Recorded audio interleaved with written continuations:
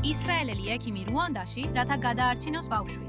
დოქტორი საგი ასა, ვოლფსონის სამედიცინო ცენტრის პედიატრიული კარდიოლოგიის ხელმძღვანელი, გადაადგილდა 4000 კილომეტრზე მეტს გადაუდებელი ოპერაციისთვის. პაციენტი 11 დღის შვილი, რომელსაც იშვიათი და სიცოცხლისთვის საშიში გულის მანგი აქვს, დოქტორი ჟერარ მიზაგო, რუანდელი პედიატრი კარდიოლოგი, რომელიც ისრაელში იყო გადამზადებული, პირდაპირ დაუკავშირდა მას. შვილი, სახელად ანჯელი, დაიბადა კრიტიკული პულმონალური სტენოზით. თანდაყოლილი მანგი, რომელიც ზღუდავს სისხლის ნაკადს გულიდან ფილტვებში, მდგომარეობა, რომელიც სასწრაფო მკურნალობას მოითხოვს. ოპერაციას დოქტორი მიზაგო ხელმძღვანელობდა. მას მხარს უჭერდა დოქტორი ასა.